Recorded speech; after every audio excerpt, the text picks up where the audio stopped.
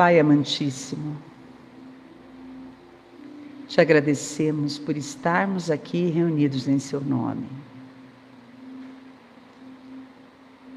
É uma alegria imensa que envolve os nossos corações, por podermos estar aqui, nesse ambiente previamente preparado, que a espiritualidade amiga preparou para nos receber, para que aqui pudéssemos receber as bênçãos necessárias e merecidas, de acordo com o nosso merecimento, para auxiliar nos nossos problemas, nas nossas dores, na nossa ansiedade e principalmente auxiliar no nosso aprendizado. A partir da palestra que ouvimos, normalmente novos conhecimentos vêm à nossa mente e podemos, a partir deste conhecimento, mudar nossas atitudes, mudar o nosso comportamento, para efetivamente agirmos da forma como Jesus nos ensinou. Jesus está sempre presente entre nós. A espiritualidade amiga nos envolve em cada passagem, em cada momento. O nosso mentor, o nosso anjo guardião, nos inspira, nos auxilia. Mas toda a mudança, todo o processo começa por nós mesmos, dentro dos nossos corações. Vamos assim abrir a nossa mente, abrir o nosso entendimento, para que possamos compreender claramente aquilo que vamos ouvir. E mais do que compreender, possamos colocar em prática, possamos levar por onde andarmos, possamos levar para a nossa casa, para a nossa família, para os nossos amigos, para o nosso trabalho, mudando conceitos, mudando pensamento, se voltando principalmente para o que o Cristo nos ensinou. Abençoa-nos, Senhor, no propósito de aprender, para que possamos hoje ser melhor do que ontem e amanhã sermos melhor do que hoje. Fica conosco, nos auxiliando e nos inspirando. Que assim seja, graças a Deus. Hoje nós vamos falar aí sobre a necessidade do bem, que é uma mensagem do Espírito Emmanuel no livro Fonte Viva, mensagem 176.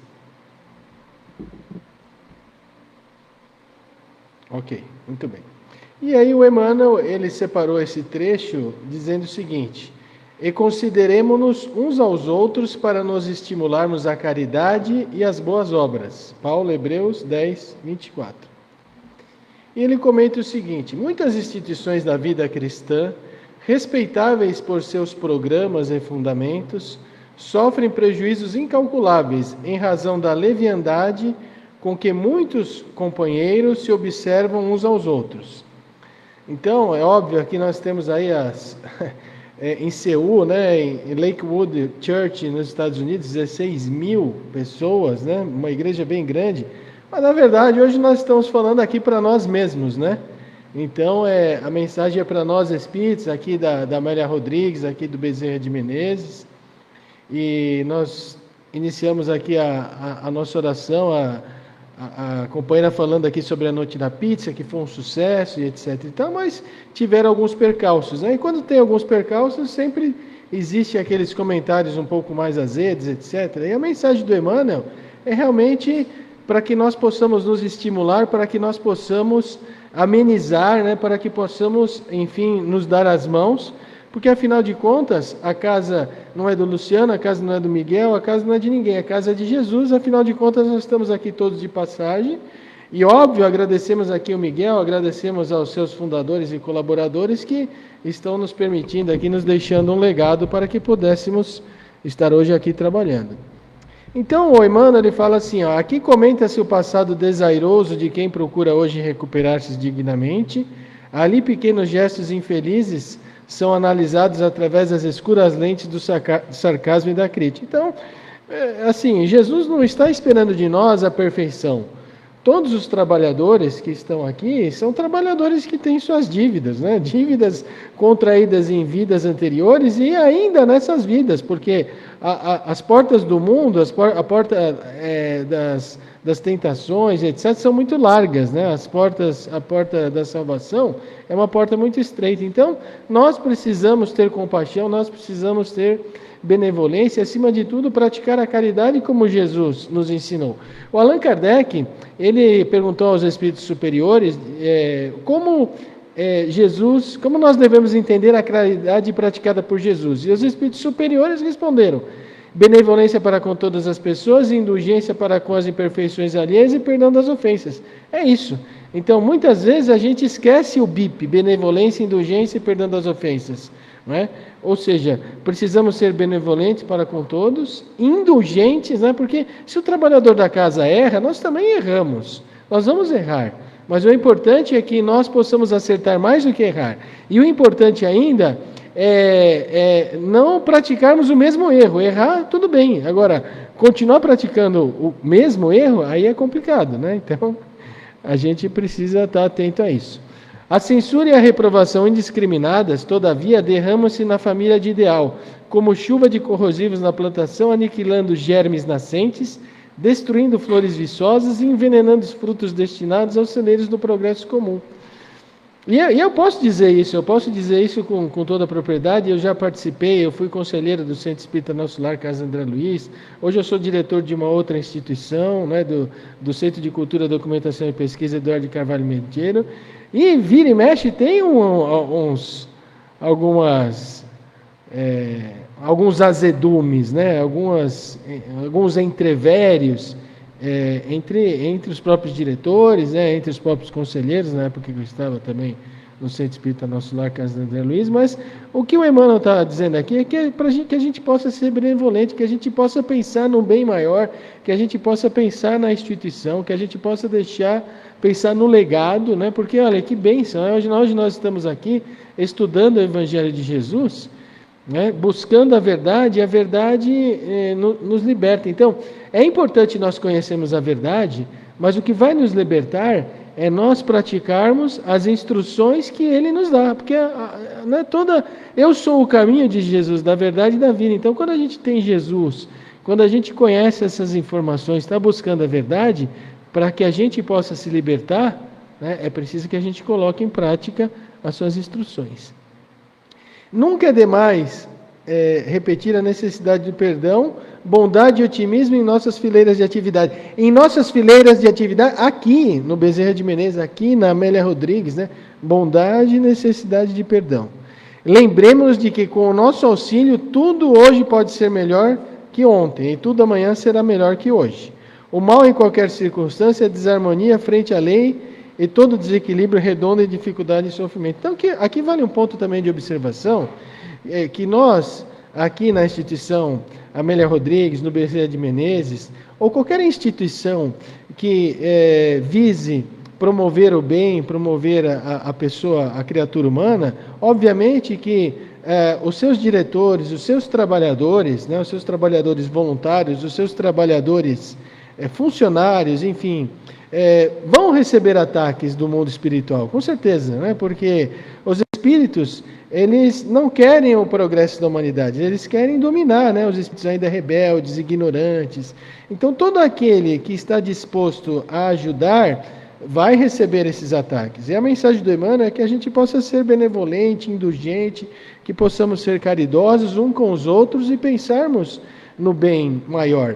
Mas óbvio que se existem os ataques, existem também as defesas, existem o nosso guia espiritual, os espíritos protetores e amigos, né? E os espíritos, eles nos ajudam não por aquilo que nós somos, mas por aquilo que nós nos propomos a fazer. Então, se você está se propondo a fazer algo de bom, algo de positivo, com certeza você vai conseguir a ajuda desses bons amigos espirituais. Então, o Emmanuel ele fala assim: examinemo-nos mutuamente acendendo a luz da fraternidade, para que a fraternidade nos clareie os destinos. Sem perseverança no bem, não há caminho para a felicidade. Muito bem, uma vela então acende 100 outras, né? E aí é óbvio que ele está nos incentivando aqui a acender a luz da fraternidade, né? Para que a gente possa nos ajudar uns aos outros. Jesus disse: vós sois a luz do mundo e o sal da terra, né? A luz do mundo. Todos nós temos que agradecer aqueles que nos iluminam por um dia, aqueles que nos iluminam por uma semana, por um mês, por um ano, por vários anos. Mas nós temos necessidade de luz própria, sim ou não? Nós temos, porque as pessoas estão nos iluminando, mas as pessoas passam. Mas nós temos necessidade de luz própria. E como é que nós vamos conseguir essa luz própria? Estudando. Como é que nós vamos conseguir a paz? Outro dia eu estava lendo a Joana de Ângeles, né? E Jesus fala: eu vos deixo a minha paz vos deixo, a minha paz vos dou. Não vos dou a paz que o mundo dá. Porque qual é a paz do mundo? Existe paz no mundo? Nós tivemos a primeira grande guerra, a segunda grande guerra, dizimou mais de 60 milhões de pessoas, e depois, no final da segunda grande guerra, em 1945, quantas dezenas de guerras nós tivemos? O mundo ele continua em guerra. Então, Jesus nos deixa a paz dele. Mas como é que eu consigo essa paz? Ora, é exatamente isso que o Emmanuel está falando. Benevolência, indulgência e perdão das ofensas. Toda vez que você faz exercício de amor dentro de casa, fora de casa, no seu ambiente de trabalho, na sua comunidade, né? Exercícios de prática do bem, exercícios de amor, nós vamos o quê? Adquirindo essa paz, essa tranquilidade, essa consciência, né, de que estamos ajudando, que estamos colaborando, e nós vamos nos pacificando. Mas, pensando também na prática do bem, nós temos aqui a nossa mentora, Amélia Rodrigues, nesse livro do Divaldo, A Luz do Mundo, ela fala sobre a regra de ouro, né? O Estatuto da Felicidade foi apresentado em novos artigos como corolário. Eu dei uma cortada, né, na mensagem, porque as mensagens da Amélia Rodrigues, ela escreve toda uma poesia, ela comenta a geografia do local, etc. Mas eu dei uma cortada e já pulei direto ao ponto aqui, né? Como corolários dos primeiros são aditados: por fim, embargado pela emoção, o rabi com as vestes claras bordadas pelo ouro da refulgência crepuscular esclarece: tende ouvido o que foi dito, amarás o teu próximo e aborrecerás o teu inimigo. Eu, porém, vos digo, amai os vossos inimigos e orai pelos que vos perseguem, para que vos torneis filhos de vosso Pai, que estais nos céus. Porque ele faz nascer o seu sol sobre maus e bons, e vir chuva sobre justos e injustos. E aí, quando Jesus falou isso, os caras, né? Que ensinamento é esse, né? O que ele está querendo falar com isso, né? A lei é severa, olho por olho, dente por dente. Alguém que prejudicou tem o direito de vítima de cobrar a serviço com a mesma intensidade. Como se poderá unir o amigo e o inimigo no mesmo abraço, ajudar o adversário, qual se ele fosse companheiro? Eis algo impossível. Então, essas foram as considerações dos apóstolos que estavam ouvindo Jesus: amar os inimigos.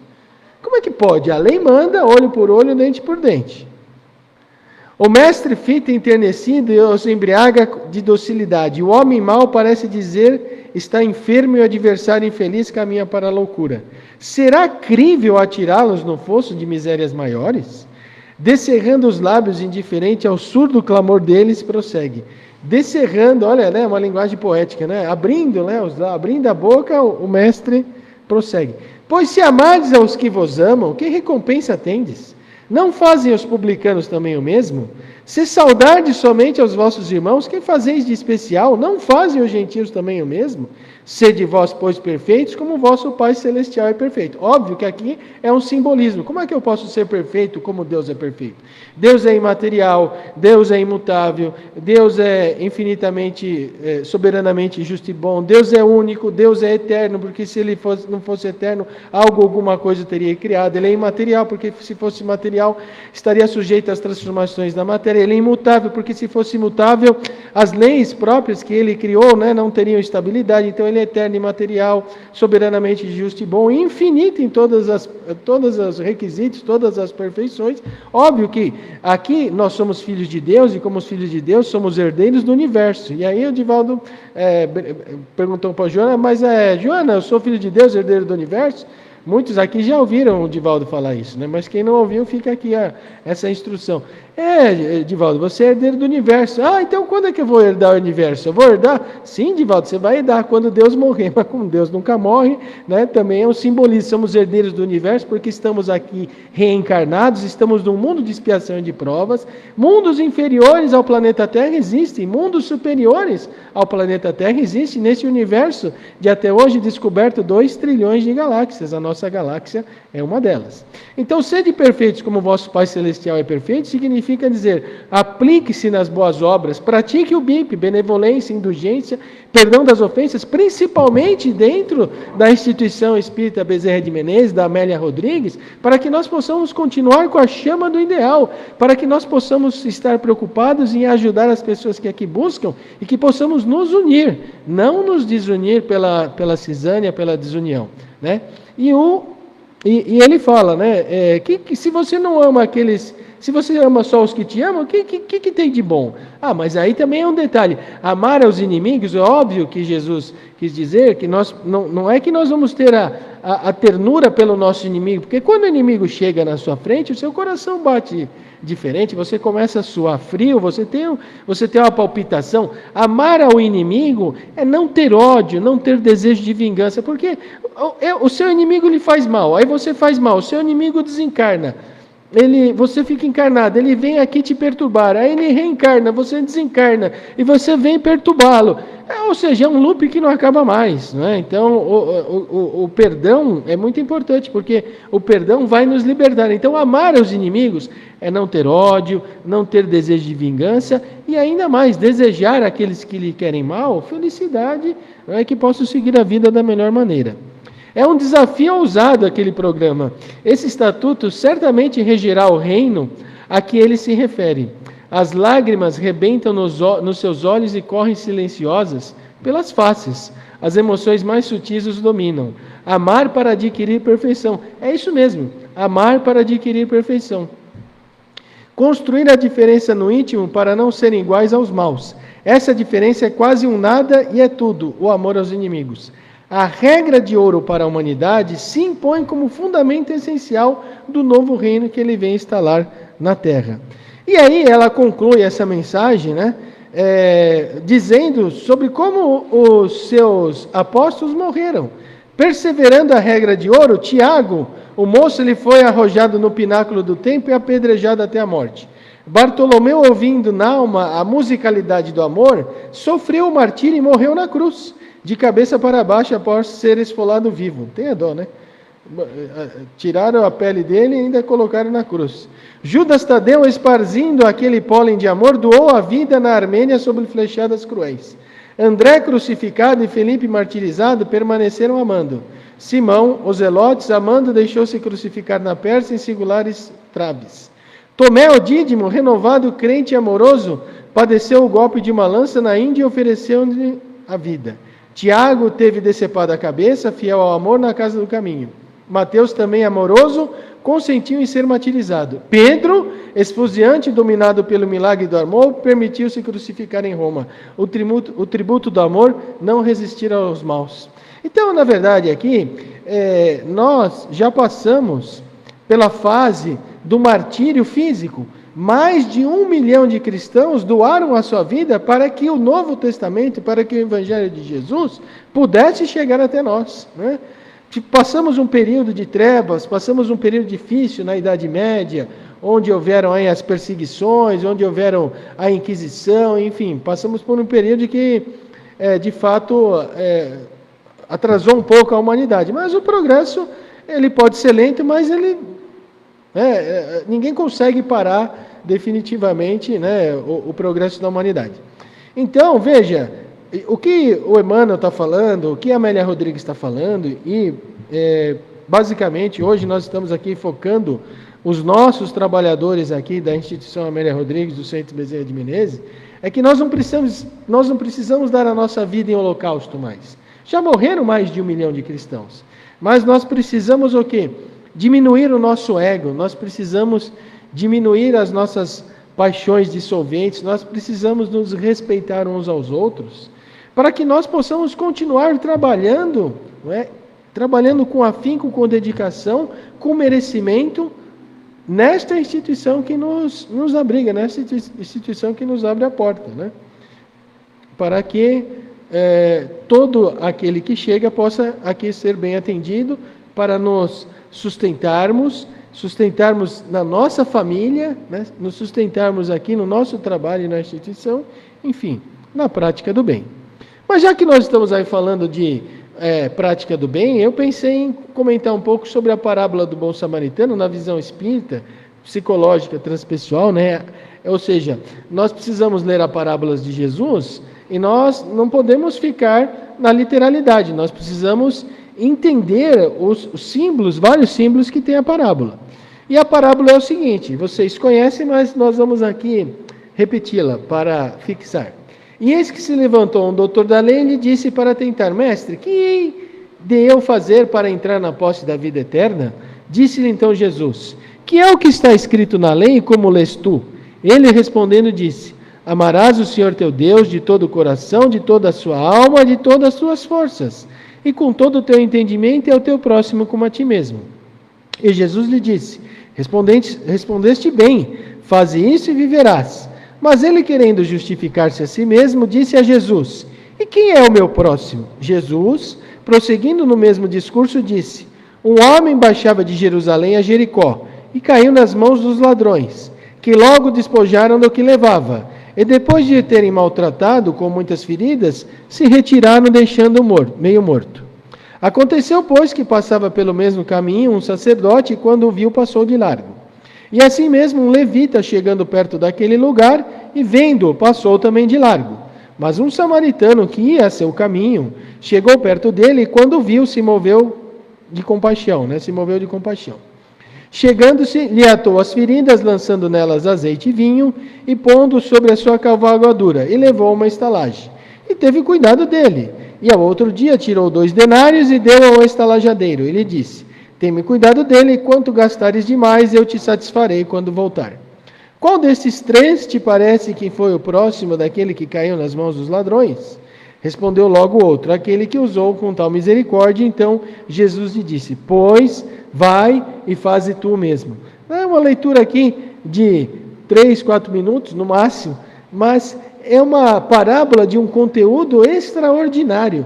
Após 2000 anos que Jesus nos trouxe essas parábolas, nós estamos começando a entendê-las agora. Alguns estudiosos da Bíblia dizem que Jesus escreveu 44, outros 47, outros mais de 50, mas passados aí mais de 2000 anos, nós estamos conseguindo entender os símbolos agora, não é? Um pouco melhor agora. Então, é isso que aconteceu. O homem caiu, veio o samaritano e ajudou. O Dr. Alírio, Parábolas Terapêuticas, volume 2, ele comenta algo dessa parábola. E nessa parábola nós vamos encontrar 60 temas, desde amor, de ascensão, de autoconhecimento, de culpa, de desencarnação, de Deus. Enfim, nós poderíamos aqui pegar cada item dessa parábola, cada item, e estudarmos aqui durante dias, somente esta parábola. Muito bem. Qual que é o contexto histórico antes de Jesus pronunciar essa parábola? E eis que Jesus se levantou um doutor da lei e lhe disse para tentar: Mestre, que hei eu de fazer para entrar na posse da vida eterna? O que queria dizer o doutor da lei com entrar na posse da vida eterna? Qual que era o contexto da lei? Qual que era o contexto histórico? O contexto histórico é o seguinte: um doutor da lei era uma pessoa que estudava 5, 10, 15, 20, 50 anos, aí passou a vida inteira estudando.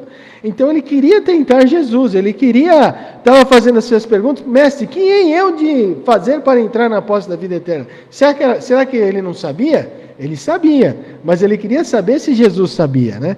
E aí a Joana de Ângeles, neste livro Jesus, o Evangelho à Luz da Psicologia Profunda, ela fala o seguinte: o doutor da lei que buscou Jesus era o representante por excelência da sombra coletiva.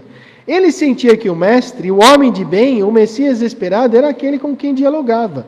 No entanto, a sua sombra individual, invejosa e ciumenta, desejava acolhê-lo numa armadilha, bem ao gosto da inferioridade dos pigmeus morais, das crianças psicológicas que, embora adultas, se negam ao amadurecimento da responsabilidade, da autoanálise e da autoconsciência. A sua foi a pergunta que apresentaram os impostores, porque, sabendo da resposta, desejam conferi-la com aqueles que podem dar àqueles que lhe despertam ciúme. Então, ele sabia da resposta, mas ele queria saber se Jesus sabia, não é? Bom, aí, né? E olha, o que a gente encontra no Levítico? O doutor da lei era uma pessoa que estudava 5, 10, passava a vida inteira estudando. Não odiarás a teu irmão no teu coração, não deixarás de repreender o teu próximo, e por causa dele não sofrerás pecado. Não te vingarás, nem guardarás ira contra os filhos do teu povo, não amarás, mas amarás o teu próximo como a ti mesmo. Eu sou o seu Senhor. Olha, não está lá no Levítico, capítulo 19? Amarás o teu próximo como a ti mesmo. Não está lá? Então o doutor da lei sabia. Mas quem era o próximo desse doutor da lei? O próximo desse doutor da lei era o israelita. O próximo do doutor da lei não era o romano dominador, não era o grego, não era o persa, não era nenhum outro povo que estava lá. O próximo deste doutor da lei era exatamente o israelita. E nós vamos conferir isso, não é? Muito bem. Então os doutores da lei, eles estavam acostumados, não é, com a hipocrisia, parecer e não ser. Disse-lhe então Jesus, que é o que está escrito na lei, como lês tu? Então Jesus, óbvio, né? Filho, o que você vê na lei? O que está escrito na lei? Como que lês tu? E aí, para não divagar, para não continuar o debate. E o doutor da lei, né? Ele respondeu, né? Então a gente tem que tomar cuidado com leituras fundamentalistas, né? Quando nós pegamos essa passagem aqui, não julgueis que vim trazer a paz à terra, não vim trazer-lhe a paz, mas a espada, porque vim separar o homem contra seu pai, e a filha contra sua mãe, e a nora contra sua sogra, e os inimigos do homem serão os mesmos domésticos. Isso aqui é tema para uma outra palestra de mais 2 horas, né? Mas o que Jesus está dizendo aqui, não vim trazer a paz à terra, não vim trazer a paz, mas a espada, é quando você aceita Jesus como o nosso modelo, como o nosso guia, e as pessoas na sua casa não aceitam, realmente fica complicado, né? Porque você sai para trabalhar e a outra pessoa fica chacoteando, vai no centro espírita, vai trabalhar com a mediunidade, enfim, né? É nesse sentido. Então eu indico que vocês possam ler, assistir o filme de Santa Bárbara. Tem na internet, tem no Amazon Prime, e aí isso representa muito bem o que Jesus quis dizer com isso. Então a gente tem que tomar cuidado com essas leituras fundamentalistas, inclusive leituras fundamentalistas levaram, né, as cruzadas, as inquisições, etc, etc. Então a gente precisa tirar o espírito da letra. E óbvio que o doutor da lei respondeu, amarás o Senhor teu Deus com todo o coração, de toda a tua alma e de todas as tuas forças, e com todo o teu entendimento, e ao próximo como a ti mesmo. E aí Jesus falou, beleza? É isso? Né? Respondeste muito bem, está ótimo, faz isso e viverás. Mas o doutor da lei ficou quieto? Não, né? Aí o doutor da lei perguntou, né? E o Haroldo Dutra, ele fala assim, o que significa para os israelitas, os judeus amar a Deus? De todo o coração, sede da inteligência. De toda a sua alma, é preciso demonstrar o amor a Deus com gestos concretos. Por isso eles faziam coisas concretas. Eles tinham mais de 613 mandamentos. E de todas as tuas forças, eram atendidas com todos os bens que você tem, colocar tudo o que você tem a serviço do bem. E com todo o entendimento, entender tudo isso, né? Então é isso que o Haroldo nos traz. Mas aí o doutor da lei, querendo justificar-se a si mesmo, disse, e quem é o meu próximo? Que o próximo para o doutor da lei era o israelita, não era o grego, não era o romano dominador, não era mais ninguém, era só os israelitas. Aí o que Jesus fez? Jesus começou a parábola, começou a contar a parábola. Por que Jesus, ele escolheu um samaritano, né? Se nós somos no Evangelho segundo o Espiritismo, nós vamos ter aqui a orientação que Kardec colocou no Evangelho segundo o Espiritismo, falando sobre os samaritanos. Que os samaritanos, eles eram como os católicos e os protestantes antigamente, né? Houveram guerras entre protestantes e católicos, né? E os judeus, os samaritanos, eles criaram um templo próprio para eles, né? Na Samaria. Eles eram os protestantes da época. Então, eles eram israelitas, ambos eram israelitas. O doutor da lei e o samaritano, mas um tinha nojo do outro, né? Um homem baixava ou descia de Jerusalém a Jericó. Então, um homem, quem é esse homem? É o Luciano, é o Miguel, é o Edson? Quem é esse? Pode ser o homem aqui é a representação da humanidade. Né? Um homem, pode ser uma mulher, é um símbolo, ok? Baixava ou descia de Jerusalém para Jericó. Jerusalém é o símbolo do sagrado. Jerusalém, se você está se comportando bem, se você está praticando o BIP dentro da instituição Amélia Rodrigues, dentro da sua casa, aonde você trabalha, na sua comunidade, o que é o BIP, Luciano? Então, o BIP, benevolência, indulgência e perdão das ofensas, a caridade entendida e praticada por Jesus. Então, se você está praticando o BIP, você está em Jerusalém. Você está em Jerusalém porque Jerusalém representa o sagrado. E Jericó representa o profano. De Jerusalém para Jericó, uma descida de mais ou menos 1.000 e tantos metros, né? Quem era este homem? Podia ser um levita, um sacerdote, um pobre, um rico, uma mulher, etc. Né? Então, de Jerusalém para Jericó, há uma descida geográfica, inclusive, né? De mais de 1.000 metros. Jerusalém simboliza o sagrado. E Jericó, ele simboliza o profano. Então, quando nessa parábola, Jesus está dizendo, um homem descia de Jerusalém para Jericó, significa que este homem, essa mulher, esse levita, esse sacerdote, qualquer pessoa da humanidade, qualquer filho de Deus, que está fazendo esse movimento de descer de Jerusalém para Jericó, existe o quê? Um afastamento de Deus, né? Uma desconexão com Deus.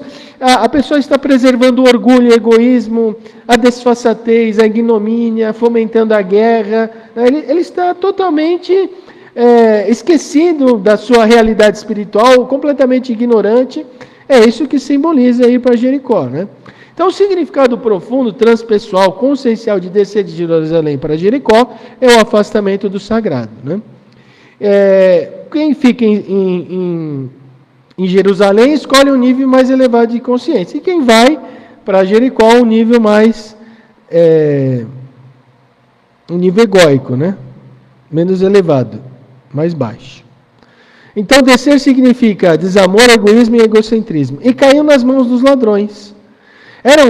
Caiu nas mãos dos ladrões, eram 2, 3 ou mais, caiu nas mãos dos ladrões, né? Ou seja, os ladrões aqui, se você levar ao pé da letra, pode ser considerado como ladrões mesmo.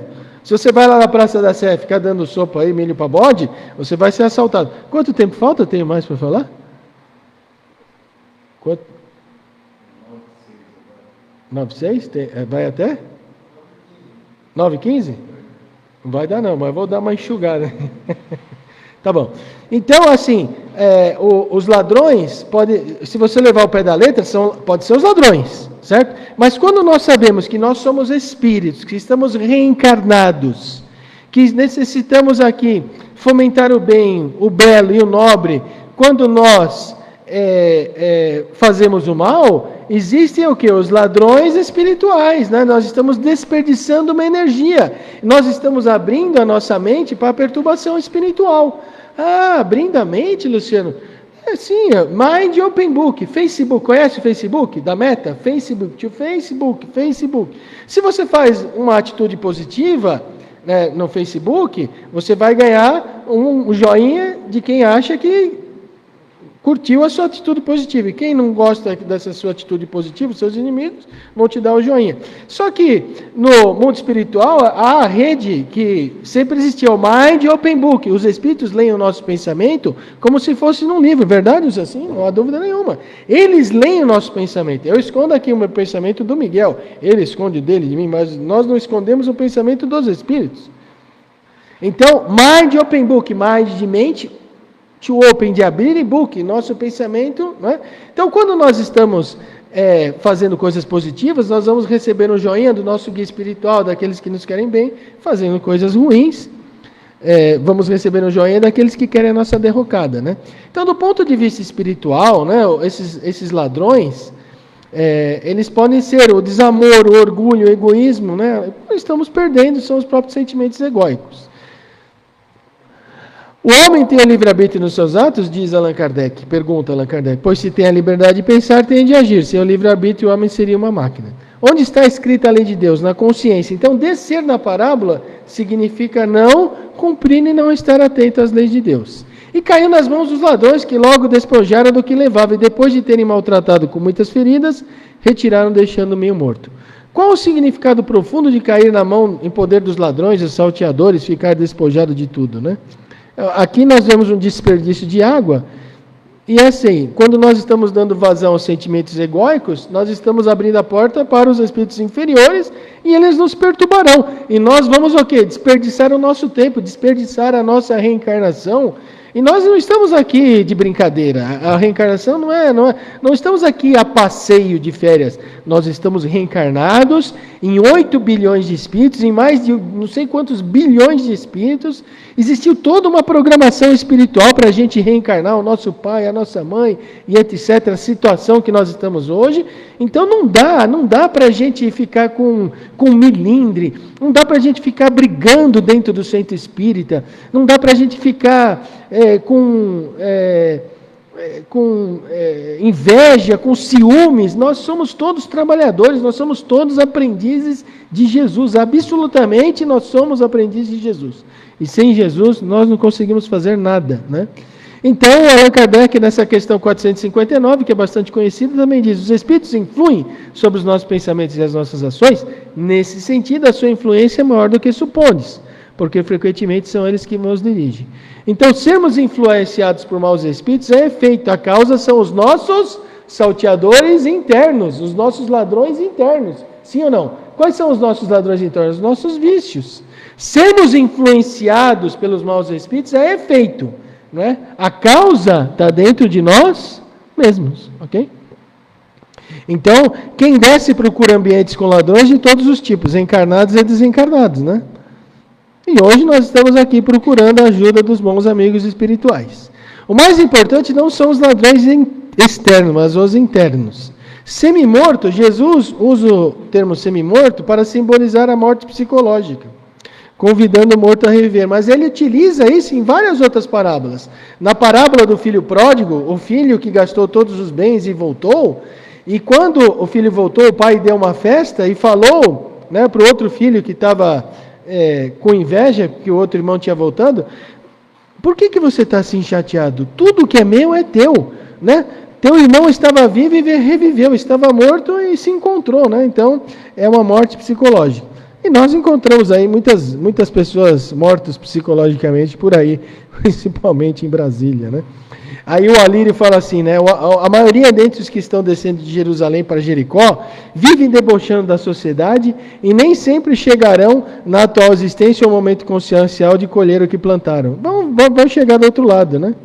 Que hora que esse político vai... né, esses caras que estão completamente perdidos, né? Acham que são o dono de tudo, podem tudo, na desencarnação, né? Então, no estado errante, eles vão escolher o gênero de provas e vão reencarnar. Então, na sábado passado eu estava assistindo o Divaldo, né? O Divaldo estava falando dos títeres, dos déspotas, enfim, desses, né, que dominaram a humanidade. Todos vão morrer, todos absolutamente vão morrer, né? Então, é isso. Aconteceu, pois, que passava pelo mesmo caminho um sacerdote descendo, e quando viu, passou de largo. Mas o sacerdote, ele deveria estar descendo ou deveria estar subindo? Deveria estar subindo, porque Jericó é o símbolo do sagrado, Jerusalém é o símbolo do sagrado e Jericó o profano. Então o sacerdote estava descendo, viu e passou de largo, né? Ele deveria subir ou descer? Deveria subir, ele estava num nível de consciência inferior ao do caído. E aí nós encontramos em número o seguinte: aquele que tocar, os israelitas tinham mais de 613 mandamentos, e um dos mandamentos é: aquele que tocar em alguma pessoa morta se tornará impuro durante 7 dias. Então o sacerdote estava descendo, viu a pessoa semi-morta, semi-nu. Essa pessoa semi-morta, semi-nu, ele não identificou como sendo um israelita. Então, ele falou assim: eu vou tocar nesse, não sei se é meu próximo, pode ser um romano, pode ser um grego, pode ser um persa. Eu vou tocar nesse camarada que está morto, eu vou ter que fazer um monte de ritual, um monte de coisa. Deixa ele lá, passou de largo, né? Só para contextualizar. Segundo, o sacerdote acreditava que deveria ajudar somente o próximo, no caso um outro judeu israelita. E assim mesmo um levita chegou perto daquele lugar e também passou de largo, a mesma coisa, né? E o levita era ajudante do sacerdote. E aí o Martin Luther King, uns dias antes de ele ser assassinado, é engraçado que um pouco antes ele falou sobre essa parábola. Assim, a primeira pergunta que o levita se fez foi: se eu parar para ajudar esse homem, o que me acontecerá? Acontecerá exatamente isso daqui, né, que está escrito no Levítico. Né? Se eu parar para ajudar esse camarada, eu vou ajudar e pode ser que ele esteja morto lá ou não. Vou ter que fazer um ritual de 7 dias? Estou fora. Jesus simboliza tanto o sacerdote como o levita, as pessoas em destaque na sociedade, as quais, movidas pela indiferença social, pensem apenas em si mesmas e descem pelos caminhos do egoísmo materialista. Quem poderia ser o homem despido? Qualquer um de nós. Né? Então o homem que estava caído estava colhendo, e aqueles que passaram de largo estavam plantando. Né? Mas um samaritano que ia a seu caminho, o samaritano estava descendo? Ele estava subindo? Então ele ia a seu caminho e chegou perto dele, quando viu, se moveu de compaixão. Então, em outras traduções, viajava. Olha a inteligência de Jesus. Ele estava a trabalho. Então, a coragem de Jesus de contar essa parábola é a mesma coisa de você chegar aí lá no estádio lá do Boca Juniors e dizer que o Pelé é melhor que o Maradona. Sim ou não? É, bastante corajoso Jesus. O samaritano não estava descendo de Jerusalém a Jericó e simplesmente viajava, trabalhava. Né? Então, vou pular um pouco aqui. Ó. Tudo isso é muito simbólico. Ele estava num outro nível de consciência. E chegou perto dele e quando viu, se moveu de compaixão. Então, a compaixão aqui não é dó, não é pena, comiseração. Né? É você se colocar no lugar da outra pessoa, né? Para ajudar. E chegando-se a tuas feridas, lançando nelas azeite e vinho, e pondo sobre a sua cavalgadura, levou uma estalagem. O azeite é o símbolo da fé. O vinho é o suco da vida, diz o Kai Bachuter aqui, né, nesse livro, Parábolas Terapêuticas. Parábolas e Ensinos de Jesus. E outro dia tirou 2 denários e deu a estalajadeira e lhe disse: teme cuidado dele, enquanto gastares demais, te satisfarei quando voltar. Os 2 denários representam a caridade e a sabedoria. E o mais, a abnegação, vigília, paciência e dedicação. E a Joana de Andes, veja que interessante, né? A hospedaria pode ser considerada psicologicamente como um símbolo feminino. Né? O ânima, o amor de mãe. Não vou explicar aqui também, porque o ânima não é um conceito espírita, é um conceito da psicologia analítica de Jung, né? E o hospedeiro representa o ânimos, né? O aspecto masculino. Que nós podemos absolutamente entender isso na questão 200 do Livro dos Espíritos. Os espíritos têm sexo? Não, os espíritos não têm sexo. Nós estamos reencarnados num corpo masculino ou num corpo feminino para que possamos aproveitar todas as oportunidades e todas as situações que esse corpo pode nos oferecer. Mas, no sentido psicológico transpessoal, a hospedaria era o símbolo feminino e o hospedeiro o símbolo masculino. O ânima e o ânimos. Isso também nós vemos na passagem da mulher adúltera. Quando Jesus pega a mulher adúltera, né, quando Jesus se aproxima da mulher adúltera e fala: mulher, onde estão aqueles que te condenaram? Ah, ninguém me condenou, mestre. Então, vá e não peques mais. Então, mulher, onde estão aqueles que te condenaram? É o amor de mãe, representa o amor de mãe, o ânima. Vá e não peques mais, o amor de pai, a austeridade do pai, o ânimos. Né? Muito bem. Qual destes 3 te parece que foi o próximo daquele que caiu nas mãos dos ladrões? Respondeu logo o outro: aquele que usou com tal de misericórdia. Então lhe disse Jesus: pois vai e faze tu o mesmo. Então, o doutor Dalene nem conseguiu dizer foi o samaritano, aquele que usou com tal misericórdia. A pergunta de Jesus é da perspectiva de quem está caído, né? Poderia ser qualquer um de nós. O próximo é uma coisa que você é, uma coisa que você torna. Bom, muito bem. Eu acho que a mensagem aqui está dada, né? Que é a prática do bem, a prática da caridade, nós fazemos aos outros como gostaríamos que os outros nos fizessem, e principalmente a gente se respeitar, nos perdoarmos, sermos benevolentes, principalmente dentro de uma instituição espírita. Ah, mas ninguém é perfeito, Luciano. Não, ninguém é perfeito, mas Jesus não está esperando perfeição. Então, a mensagem, né, nós falamos do bem, né, falamos do amor, né, que Jesus nos ensinou que devemos amar os nossos inimigos, que o bem deve prevalecer, mas a mensagem é para nós hoje, para nós nos amarmos, para nos perdoarmos, para nos incentivarmos, porque juntos nós somos mais fortes. Uma varinha quebra, várias varinhas juntas não quebram, sim ou não? Sim. Então a mensagem de Jesus é muito importante. Veja, essa parábola do bom samaritano tem mais de 2000 anos.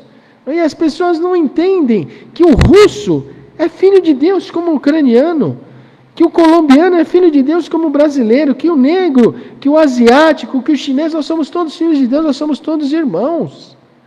Então a benevolência não é para com o nosso próximo brasileiro, é para com todos em humanidade.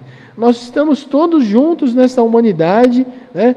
Estamos aí com uma terrível ameaça de uma guerra, de uma hecatombe nuclear, então que possamos nos unir, que possamos vibrar, que possamos ser positivos, não é? Fazermos aquilo que nós podemos. A Joana de Anges fala e escreve por Divaldo: quem faz o que pode, faz o máximo. Então que nós possamos fazer o que nós podemos, na medida das nossas possibilidades, na medida das nossas forças, praticarmos o bem, a caridade. Né? Se tivermos alguma rusga dentro da nossa casa, voltamos para a nossa casa, olhamos para as pessoas que estão no nosso interior e possamos perdoá-las, possamos amá-las e possamos dar toda a assistência possível. Ou mesmo na nossa vizinhança, ou mesmo nas pessoas que convivem conosco no nosso trabalho, porque afinal de contas nós somos todos irmãos e temos necessidade de perdão. Porque proferir o Pai Nosso é muito simples. Perdoa, Pai, as minhas dívidas, assim como perdoa aqueles que me fizeram mal. Será que nós estamos perdoando? Então, essa é a oportunidade que nós temos, né? Que possamos fazer o melhor possível da nossa vida, o melhor possível na prática do bem. Muito bem, então, chegado esse momento, nós vamos orar. Você que está aí nos acompanhando pela internet, pela rede social, gostou da palestra? Dá uma curtida. Não gostou? Compartilha com os inimigos, não tem problema, né? Então dá uma curtida, compartilha e vamos lá. Vamos orar. Vamos pedir para os Espíritos abençoarem aqui a nossa água, para quem colocou a água, né? Vamos lá.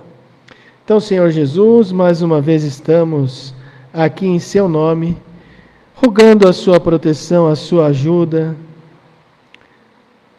pedindo aos bons amigos espirituais que possam abençoar a nossa água, fluidificar a nossa água, envolver a nossa residência em vibrações de paz, em vibrações positivas, que a luz de Jesus possa penetrar por todos os cômodos, por todos os locais da nossa casa.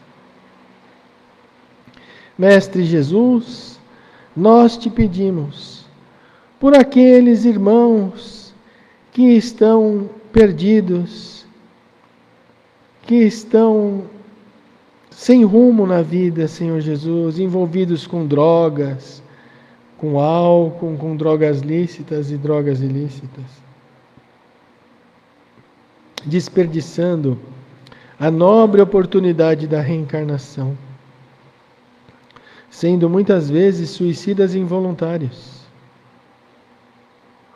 Envolva-os em vibrações de paz, de refazimento.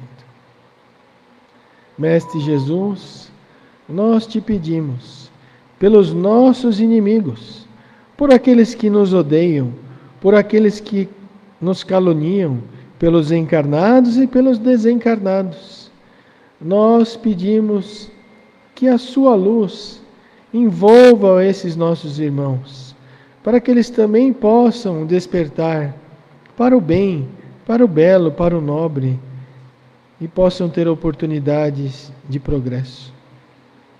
Mestre Jesus, nós te pedimos por todos aqueles que estão em situações de doenças afligentes, de doenças muitas vezes incuráveis. Envolva-os em vibrações de paz, envolva-os em vibrações de amor. E por todos aqueles que estão no nosso lar, pelos nossos familiares, nós rogamos proteção e auxílio. Que a sua luz se faça presente, Mestre, que possamos aproveitar o estado de vigília e que nas noites de sono físico, os bons amigos espirituais e o nosso anjo da guarda, guia espiritual, possam nos levar o nosso espírito para lugares de instrução, lugares de refrigério, para recebermos as novas instruções. Muito obrigado, permaneça conosco, que assim seja.